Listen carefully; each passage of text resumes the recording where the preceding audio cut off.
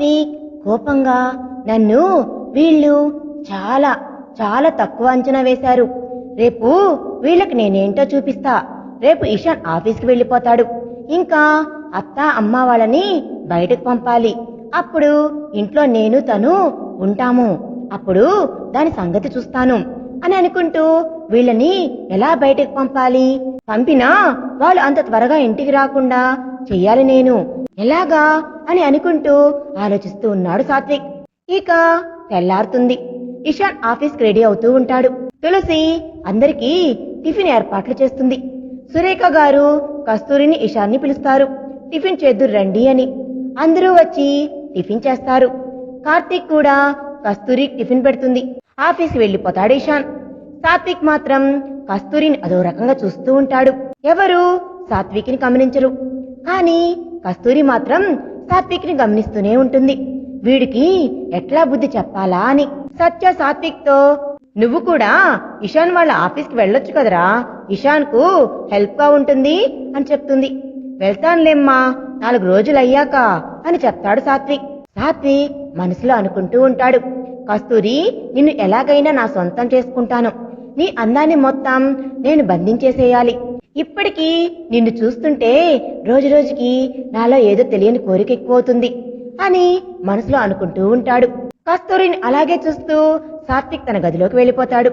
కస్తూరి అనుకుంటుంది, వీడు ఏదో పెద్ద ప్లాన్ లోనే ఉన్నాడు. వీడి గురించి మొత్తం ఇషాన్ గారికి చెప్పేసేయాలి అని ఆలోచిస్తూ ఉంటుంది. ఎలా చెప్పాలి ఏంది అనేది. శ్వేత రోజు ఆ ఇంట్లో ఏం జరుగుతుంది అనేది సత్యాన్ని అడిగి తెలుసుకుంటూ ఉంటుంది. శ్వేత కస్తూరికి కాల్ చేసి కస్తూరిని బెదిరిస్తుంది. నువ్వు ఇషాన్ కి దగ్గర అవ్వడానికి వీల్లేదు. నా దగ్గర గిరి ఉన్నాడు. నీకు చెప్పినట్లుగానే నీ కాంట్రాక్ట్ మ్యారేజ్ గడువు పూర్తవగానే నువ్వు మారు మాట్లాడకుండా ఈ ఇంటిని వదిలేసి వెళ్లిపోవాలి. అది నీకు గుర్తుంది కదా అని బెదిరిస్తుంది. నీ గిరి మా చేతుల్లోనే ఉన్నాడు, నీ ఇష్టం అని చెప్తుంది కస్తూరికి. కస్తూరికి ఏం మాట్లాడాలో అర్థం కాదు. అలాగే మేడం అని అంటూ ఏడుస్తూ ఫోన్ పెట్టేస్తుంది. శ్వేత ఫోన్ పెట్టేసి సంతోషంగా నవ్వుకుంటూ ఉంటుంది. దీనికి ఎట్లా బుద్ధి చెప్పాలి అని. గిరిని నా చేతిలో పెట్టుకొని దీంతో నేను ఆడుకోవాలి బాగా. తొందరలో దీన్ని ఆ ఇంటి నుంచి పంపించేసి ఇషాన్ని నా సొంతం చేసుకోవాలి అని ఏవేవో పిచ్చి ఆలోచనలతో ఆనందపడుతూ ఉంటుంది శ్వేత.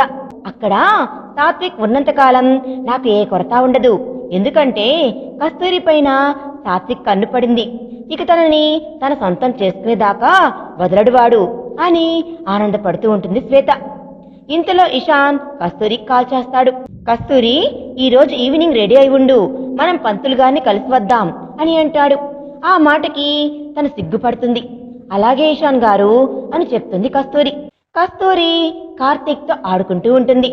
తులసి గారు కస్తూరి దగ్గరికి వస్తారు. అమ్మా కస్తూరి, నేను మా కులదైవానికి మొక్కుకున్నాను.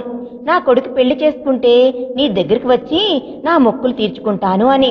రేపు వెళ్ళి ఆ మొక్కు తీర్చుకుని వస్తాను. నేను వెళ్తూ తులసిని కూడా తీసుకుని వెళ్తాను. నువ్వు ఇంటిని జాగ్రత్తగా చూసుకో అని చెప్తుంది. అలాగే అత్తయ్యా అని అంటుంది కస్తూరి. సరే అని చెప్పి సురేఖ గారు వెళ్ళిపోతారు. సురేఖ గారు సత్యతో, సత్య మేం మొక్కు తీర్చుకోవడానికి వెళ్తున్నాం రేపు, నువ్వు కూడా వస్తావా అని అడుగుతుంది. నేనా వదినా అని ఆలోచిస్తూ ఉంటుంది. ఇంతలో సాత్విక్ వచ్చి, అమ్మా నువ్వు కూడా వెళ్ళవచ్చు గదా, ఇంట్లో ఉండి ఏం చేస్తావు అని అంటాడు. సత్య మనసులో, నేను వెళ్తే నువ్వు ఆ కస్తూరికి దోచిపెడదామని ఆలోచిస్తున్నావా అని అనుకుంటుంది. కానీ ఏమీ మాట్లాడదు, ఆలోచిస్తూ కూర్చుంటుంది. సురేఖ గారు, నువ్వు ఉండి ఏం చేస్తావు సత్య, నువ్వు కూడా మాతో పాటు రా, ఒక్కరోజే కదా అని అడుగుతుంది. ఏం చెప్పాలో అర్థం కాక, సరేలే వదినా వస్తాను, ఎన్నింటికి ప్రయాణం అని అడుగుతుంది. రేపు ఉదయాన్నే 5 గంటలకు బయలుదేరదాం, రెడీ అవ్వు అని చెప్పి వెళ్ళిపోతుంది సురేఖ గారు. ఇంతలో ఇక్కడ సాత్విక్ ఆనందం కట్టెలు తెంచుకొని వస్తుంది. ఎందుకంటే తను వేసే వలలో కస్తూరి చిక్కుకుంటుంది అని. అయితే రేపు కస్తూరి సంగతి చూడొచ్చు అని తెగ సంబరపడుతూ ఉంటాడు. సాత్విక్ కి శ్వేత దగ్గర నుండి కాల్ వస్తుంది. ఇదేంటి శ్వేత నాకిప్పుడు కాల్ చేస్తుంది అని కాల్ లిఫ్ట్ చేస్తాడు సాత్విక్. ఏమి సాత్విక్, నేను చెప్పిన పని ఎంతవరకు వచ్చింది అని అడుగుతుంది శ్వేత. సాత్విక్, రేపు నేను అనుకున్న పని సక్సెస్ అవ్వబోతుంది, నాకు చాలా సంతోషంగా ఉంది అని ఆనందంగా చెప్తాడు సాత్విక్. అవునా, ఏంటి ప్లాన్, ఏంటి సంగతి అని ఎంత సంతోషంగానో అడుగుతుంది. శ్వేత, నేను ఇప్పుడు చెప్పను, నీకు నేను చేసి చూపిస్తాను, అప్పుడు దాకా నన్ను నువ్వేమీ అడగొద్దు అని చెప్తాడు సాత్విక్. సరే అయితే, పని అయితే నాకు కాల్ చేసి ఏ సంగతి చెప్పు అని చెప్పి సంతోషంగా కాల్ కట్ చేస్తుంది శ్వేత. ఇక్కడ శ్వేత, అమ్మయ్యా, రేపటితోటి నాకు కస్తూరి గొడవ తీరిపోతుందన్నమాట. ఇన్ని రోజులు నేను గిరిని అడ్డం పెట్టుకొని నా నాటకాలు అన్నీ ఆడాను. ఇప్పుడు ఈ సాత్విక్ ద్వారా నా పని పూర్తిగా అయిపోతుంది. ఇక ఇషాన్కి నా మీద అనుమానమే రాదు అని తెగ సంబరపడుతూ ఉంటుంది. ఇక్కడ ఇషాన్ వచ్చే సమయానికి కస్తూరి కార్తీక్ని తీసుకుని కిందకు వస్తుంది. క్రింద సురేఖ గారు తులసి మాట్లాడుకుంటూ ఉంటారు. కస్తూరిని చూసి తులసి, అమ్మా టీ తాగుతారా అని అడుగుతుంది. అత్తయ్య, మీరు తాగారా అని అడుగుతుంది కస్తూరి. తాగేనమ్మా అని చెప్తుంది సురేఖ గారు. కస్తూరి, రేపు మాతో పాటు సత్య కూడా వస్తుంది అని చెప్తారు సురేఖ గారు. అవునా అని ఆశ్చర్యపోతుంది కస్తూరి. ఇంకా తనకు తెలియని టెన్షన్ పెరుగుతుంది.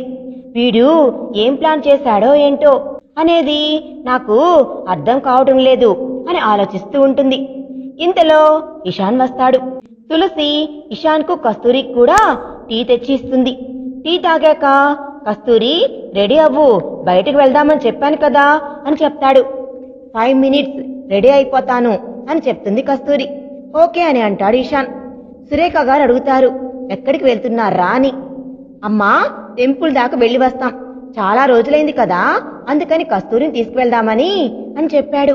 సరేరా, జాగ్రత్తగా వెళ్ళిరండి, కార్తీక్ నా దగ్గరే ఉంటాడు, మీరిద్దరూ వెళ్ళిరండి అని చెప్తుంది సురేఖ గారు.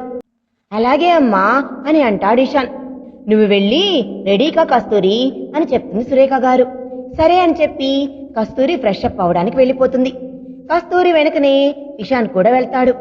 ఇషాన్ని చూసిన కస్తూరి, మీరు అత్తయ్యకి భలే చెప్పారే, నేను భయపడ్డాను మీరు ఏం చెప్తారో అని అంది కస్తూరి. ఇషాన్ నవ్వుతాడు. మెల్లగా కస్తూరి దగ్గరికి వస్తాడు. కస్తూరి సిగ్గుతో తలదించుకుంటుంది. ఇషాన్ కస్తూరి దగ్గరికి చిన్నగా నడుస్తూ వస్తుంటాడు. కస్తూరికి ఇషాన్ దగ్గరికి వస్తుంటే టెన్షన్ పెరిగిపోతుంది. మెల్లగా కస్తూరి దగ్గరికి వచ్చి తనని గట్టిగా హగ్ చేసుకుంటాడు. నువ్వు ఈ చీరలో చాలా బాగున్నావు అని అంటాడు కస్తూరి చెవి దగ్గరికి వచ్చి హస్కీగా. కస్తూరి అవునా అని అంటుంది. నిజంగా నాకు ప్రేమ అనేది నీ వల్లనే కలిగింది అని చెప్తాడు ఇషాన్. కస్తూరి, మీరు త్వరగా రెడీ అవ్వండి, మనం స్వామిని కలవాలి కదా అని అంటుంది. ఇషాన్ నవ్వి, అలాగే, దేనికి కలుస్తున్నామో కూడా నీకు తెలుసు కదా అని కసిగా నవ్వుతాడు. ఆ మాటలకు కస్తూరి సిగ్గుమొగ్గవుతుంది. అమ్మో, ఇదంతా సిగ్గే అని అంటాడు ఇషాన్ నవ్వుతూ. మీరు వెళ్ళి త్వరగా రెడీ అవ్వండి అని బాత్రూంలోకి నెడుతుంది. కస్తూరి, ఇషాన్ రెడీ అయ్యి క్రిందకు వచ్చేస్తారు. ఇద్దరూ కలిసి పంతులు గారిని కలవడానికి బయలుదేరతారు. కారులో వెళ్తూ మంచి పాటలు పెడతాడు. అబ్బో, సార్ మంచి మూడ్లో ఉన్నారే అని అంటుంది కస్తూరి నవ్వుతూ. అంతా నీ వల్లే కదా అని అంటాడు. ఇద్దరూ మాట్లాడుకుంటూ వెళ్తారు పంతులు గారి దగ్గరకు. పంతులు గారి ఇల్లు రానే వచ్చేసింది. పంతులు గారు, రండి లోపలికి అని అంటాడు. ఇద్దరు కలిసి వెళ్తారు. అప్పుడు జరిగిందంతా మొత్తం పంతులు గారికి వివరించి చెప్తారు. పంతులు గారు, అవునా, సరే అయితే ఒక 2 days లో మంచి ముహూర్తం ఉంది అని డేట్ ఇస్తారు. ఇది అమ్మకు చెప్పబాకండి అని చెప్తాడు ఈశాన్. ఓకే అయ్యా, నేనెందుకు చెప్తాను, సరే అని చెప్తాడు పంతులు గారు. పంతులు గారికి డబ్బులు ఇచ్చేసి ఇద్దరు బయలుదేరతారు. కస్తూరి, ఇషాన్ గారు, మనం టెంపుల్కి వెళ్తున్నాము అని చెప్పాం కదా అని అంటుంది. హా, అయితే అని అంటాడు ఈశాన్. మరి టెంపుల్కి వెళ్తే ప్రసాదం ఏది అని అడుగుతారు కదా అత్తయ్య గారు, మరి ప్రసాదం లేదు కదా, మరి ఏం చెప్తాము అని అడుగుతుంది. ఓ ఓకే, ఇప్పుడు మనం టెంపుల్కి వెళ్దాం అని అంటాడు ఈశాన్. సరే ఈశాన్ గారు అని అంటుంది కస్తూరి. ఇద్దరూ కలిసి టెంపుల్కి వెళ్తారు. అక్కడ స్వామిని దర్శించుకొని ప్రసాదం తీసుకొని ఇంటికి వచ్చేస్తారు. సురేఖ గారు, బాగా జరిగిందా స్వామి దర్శనం అని అంటుంది. ఆ, బాగా జరిగిందమ్మా అని చెప్తాడు ఈశాన్. కస్తూరి సిగ్గుపడుతుంది. సరే అయితే కార్తీక్కి అన్నం కూడా తినిపించేశాను. మీరు తినేసి వెళ్ళి పడుకోండి. అన్నట్లు మర్చిపోయాను ఈశాన్ నీకు చెప్పడం. రేపు ఉదయం మన కులదైవానికి మొక్కు తీర్చుకోవడానికి నేను వెళ్తున్నాను. నేను, సత్య, తులసి ముగ్గురం వెళ్తున్నాము. రేపంతా అక్కడే ఉండి నిద్ర చేసుకుని ఎల్లుండి ఉదయానికి బయలుదేరి వచ్చేస్తాము. మాకు కొంచెం లేట్ అవుతుంది అని చెప్తుంది సురేఖ గారు. అవునా అమ్మా అని అంటాడు ఈశాన్. ఈశాన్ సురేఖ గారితో అంత ప్రేమగా మాట్లాడటం సురేఖ గారు చాలా సంతోషిస్తారు. ఈశాన్ వెళ్ళిపోగానే పైకి కస్తూరితో అంటారు, నా కొడుకు ఇంత బాగా మాట్లాడి ఎన్నేళ్లయిందో కస్తూరి. ఇదంతా నీ వల్లే జరిగింది. నువ్వు నా ఇంటికి కోడలుగా రావడం మా అదృష్టం అని తన కళ్ళు నీళ్లు పెట్టుకుంటుంది. అయ్యో అత్తయ్య, నేనేం చేశాను అని అంటుంది కస్తూరి. లేదు, ఇషాన్లో ఇంత మంచి మార్పు రావడానికి కారణం నువ్వే అని చెప్పి కస్తూరిని దగ్గరకు తీసుకుంటుంది సురేఖ గారు. నాకు అమ్మలేని లోటు మీరు తీర్చారు అత్తయ్య, మీ రుణం కూడా నేను తీర్చుకోవాలి కదా అని నవ్వుతూ అంటుంది. సురేఖ గారు కూడా నవ్వి, సరే అమ్మా, రేపు ఉదయాన్నే నేను బయలుదేరాలి కదా, ఇంక వెళ్ళి పడుకుంటాను అని చెప్తుంది. సరే అత్తయ్య అని అంటుంది కస్తూరి. ఇదంతా ఓరగా ఒక పక్కన నక్కి చూస్తూ ఉంటాడు సాత్విక్. వాడి ఆనందం ఆనందం కాదు. రేపు ఎట్లాగైనా కస్తూరిని నా వశం చేసుకోవాలి. ఇషాన్ ఎటు ఆఫీస్కి వెళ్ళిపోతాడు. ఇక ఇంట్లో ఉండేది నేను కస్తూరి మాత్రమే. కార్తీక్ నిద్రపోతాడు. అప్పుడు నా పని ఈజీగా అయిపోతుంది అని తెగ సంబరపడుతూ ఉంటాడు సాత్విక్. కస్తూరి ఎందుకో వెనక్కి తిరుగుతుంది. కస్తూరిని చూస్తూ ఉంటాడు సాత్విక్. కస్తూరి అతన్ని చూసి షాక్ అవుతుంది. వీడేదో పెద్ద ప్లానే చేస్తున్నాడు అని ఆలోచిస్తూ పైకి వెళ్ళిపోతుంది. రేపెట్లాగైనా ఇషాన్ గారిని ఇంట్లోనే ఉండమని చెప్తాను అని మనసులో అనుకుంటూ వెళ్తుంది. గదిలోకి వెళ్తూ ఏదో ఆలోచిస్తూ ఉంటుంది. ఏంటి ఇంతగా ఆలోచిస్తున్నారు మేడం గారు అని అంటాడు. ఏమీ లేదు ఇషాన్ గారు, రేపు అత్తయ్య వాళ్ళు ఊర్లో ఉండరు కదా, మీరు ఇంట్లోనే ఉండి వర్క్ చేసుకోవచ్చు కదా అని అడుగుతుంది జాలిగా మొహం పెట్టి. ఏంటి సాత్విక్ ఉన్నాడు కదా, ఇంకెందుకు భయం నీకు అని అంటాడు ఇషాన్. ఏం చెప్పాలో అర్థం కాదు కస్తూరికి. దిగాలుగా మొహం పెట్టుకుని చూస్తూ ఉంటుంది. ఎందుకంత టెన్షన్ పడుతున్నావు కస్తూరి అని అంటాడు.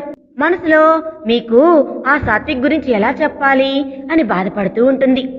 సరే కాని చాలా లేట్ అయింది, రా వచ్చి పడుకో అని అంటాడు. నెమ్మదిగా వచ్చి పడుకుంటుంది కస్తూరి. సరే అయితే నేను 1 గంట మన ఆఫీస్కి వెళ్ళి వచ్చేస్తాను. నాకు ఇంపార్టెంట్ మీటింగ్ ఉంది రేపు, అది అటెండ్ అయి వచ్చేస్తాను అని చెప్తాడు ఈశాన్. అమ్మయ్యా అని గాలి పీల్చుకుంటుంది కస్తూరి మనసులో. ఇప్పుడు ఫేస్ అంతా సంతోషంగా పెడుతుంది. ఏమి మేడం గారు ఇప్పుడు హ్యాపీయేనా అని అంటాడు ఈశాన్. హా అంటుంది. ఈశాన్ మెల్లగా తన చేతుల్ని కస్తూరి మీద వేస్తాడు. ఇవన్నీ ఇప్పుడు కాదు, పంతులు గారు మనకి ముహూర్తం పెట్టారు కదా, అప్పుడు దాకా మీ పప్పులేమీ ఉడకవు అని నవ్వుతుంది కస్తూరి. ప్లీజ్ కస్తూరి, నిన్న కొంత దూరమే వచ్చి ఆగాం కదా, అది ఇవ్వవా ఇప్పుడు అని అంటాడు మొహం జాలిగా పెట్టి.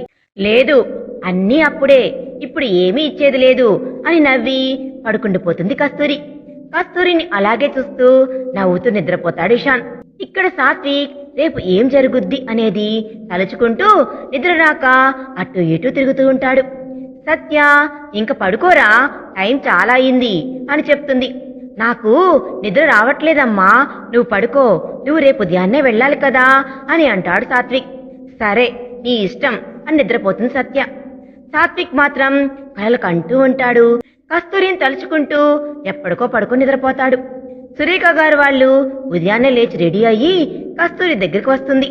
కస్తూరి వెళ్ళి వస్తామమ్మా అని చెప్తుంది. సరే అత్తయ్య, జాగ్రత్తగా వెళ్ళిరండి అని చెప్తుంది కస్తూరి. సరే అని చెప్పి సురేఖ వాళ్ళు ముగ్గురు బయలుదేరతారు. మరి సాత్విక్ వేసిన ప్లాన్ సక్సెస్ అవుతుందా? కస్తూరిని సాత్విక్ తన వశం చేసుకుంటాడా అనేది మనం నెక్స్ట్ పార్ట్ లో తెలుసుకుందాం. ఈ వీడియో కనుక మీకు నచ్చినట్లయితే ప్లీజ్ లైక్ చేయండి. Thanks for watching.